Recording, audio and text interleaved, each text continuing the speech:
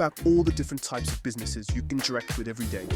Clone shops, food shops, vlogging businesses, YouTubers, apps, buses, trains, football clubs, and so many more. But what exactly is a business? Simply put, a business is an organisation that sells products or services to customers with the intention of making a profit and often with a more meaningful purpose. A product is something tangible.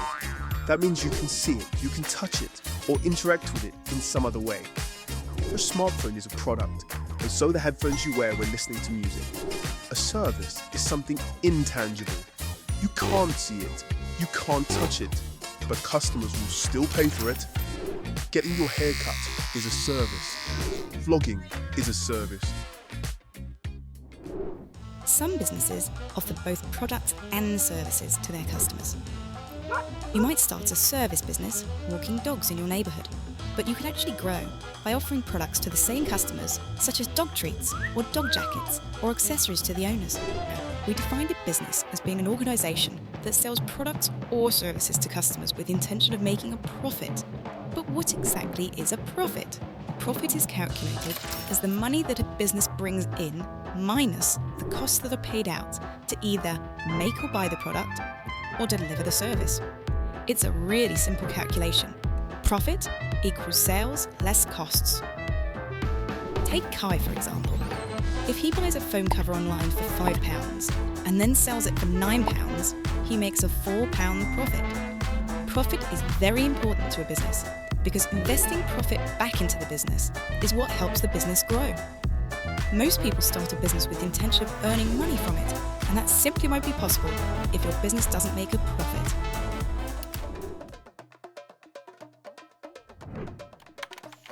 I needed an outlet in terms of creativity. So I started a business when I was in school.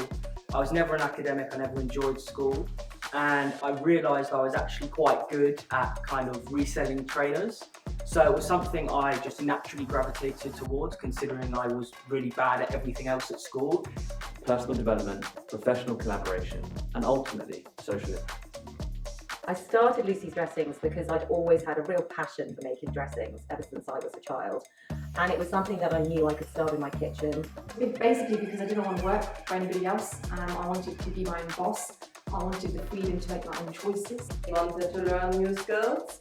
We identified a problem that I feel that we could solve, but no one was solving.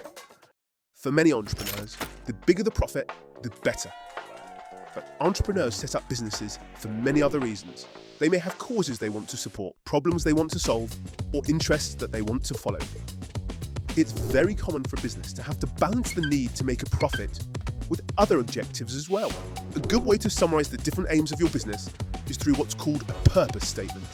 A purpose statement explains the aims and values of your business, and it's usually just one sentence. Let's take a look at some examples of purpose statements. Paul started a business called Fairly Delicious, selling chocolate bars. They're committed to only buying fair trade ingredients, but they also want to sell their chocolate at a lower price than other luxury chocolate bars. Their purpose statement is, Fairly Delicious. We sell fairly produced chocolate at an affordable price. Or take Azra, who set up a small business called Green and Clean to create safe, non-toxic beauty products. Her purpose statement is, the purpose of Green and Clean is to provide consumers with environmentally friendly, skin-friendly soaps and shampoo bars.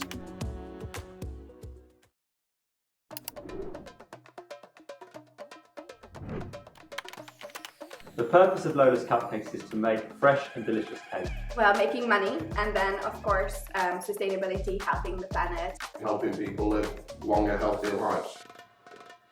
The purpose of Lucy's Dressings is to make healthy eating easy. We're quite motivated by making consumers drink differently and better. The purpose of Gemba is to help companies and people learn in a far more effective, practical and immersive way. So the number one purpose for my sneaker business Applied was that it makes money. Sometimes it can be challenging to balance different objectives within a business. You have to generate profit to stay in business, but yet don't want to compromise on your values. Let's go back to Fairly Delicious. Paul's not willing to underpay his suppliers, and they want to sell their chocolate at an affordable price. But they also need to make a profit. So how can they pay their suppliers fairly, set a lower price, and still make money? Is Paul able to balance making a profit with continuing to buy fair trade? Paul's got to get creative. To reduce his costs, he starts setting up direct contracts with small farmers and producers. This cuts out the middleman, and he pays a fair price directly to the local farmer. This means he can keep prices low for the consumer and at the same time maintain his profit. Azra's business, Green and Clean, claims everything is handmade, but it's cheaper for her to buy products online and resell them. If she truly makes everything by hand, it will cost more and eat into her profits. Can Azra balance making a profit while keeping everything handmade? This is a common problem in business. Making money is important, but entrepreneurs often have other goals and objectives that can conflict with making profit. As you start thinking about your own business, you're going to start having to think about purpose. What's the business about? Maybe it's just to make loads and loads of money. Or maybe it's a little bit more deep and thoughtful than that.